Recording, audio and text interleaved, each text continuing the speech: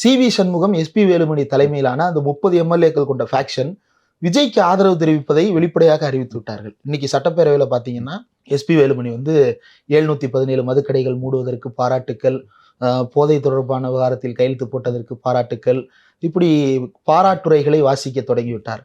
அதிமுகவினுடைய டிஎன்ஏவிலே அப்படி ஒரு பாராட்டுரையை நம்ம பார்த்திருக்கவே முடியாது. அவங்க ஆளுங்கட்சியா இருப்பாங்க, அல்லது எதிர்க்கட்சி வரிசையில உட்கார மாட்டாங்க, வெளிநடப்பு பண்ணிடுவாங்க, கடுமையா எதிர்ப்பாங்க. ஆனா இப்போ வந்து ஃபார் த ஃபர்ஸ்ட் டைம் வந்து எதிர்த்தரப்பில் இருப்பவர்களை ஆதரித்து பேசுகின்ற ஒரு சூழலுக்கு நகர்ந்திருக்கிறார். விஜய் வந்து அவர்களை போய் பார்க்காததற்கு காரணமா நான் என்ன கருதுறேன்னா, ஒருவேளை எடப்பாடி பழனிசாமியை போய் பார்த்தால் இந்த பக்கம் சி.வி. சண்முகத்தையும் எஸ்.பி. வேலுமணியும் போய் பார்க்கணும்.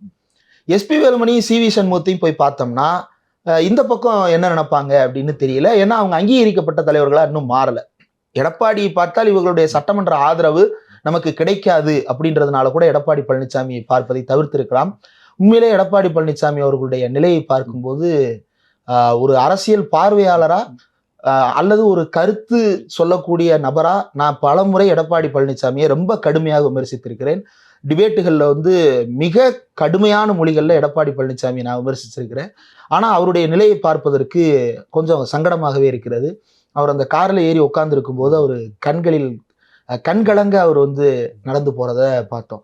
கடந்த முறை அவர் எதிர்க்கட்சி தலைவராக இருந்தபோது கூட இப்படியெல்லாம் அவர் கண்கலங்கி நம்ம பார்த்ததில்லை.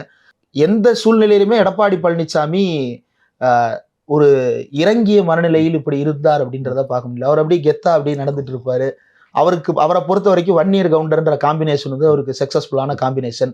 அதற்காக அவர் எதை வேண்டுமானாலும் செய்து அந்த கொங்கு மண்டலத்தை தக்க வைத்துக் கொள்ள முயற்சி செய்து கொண்டிருந்தார். இந்த முறை என்னன்னா, அந்த கொங்கு மண்டல ஹோல்ட எஸ்.பி. வேலுமணியும் வடக்கு மண்டல ஹோல்ட சி.வி. சண்முகமும் டேக் ஓவர் பண்ணிட்டு இவரை ஓரங்கட்ட பார்க்கிறார்கள். எடப்பாடி செய்த தவறுகள் இப்போது அவரை சுற்றி வர தொடங்கி இருக்கிறது.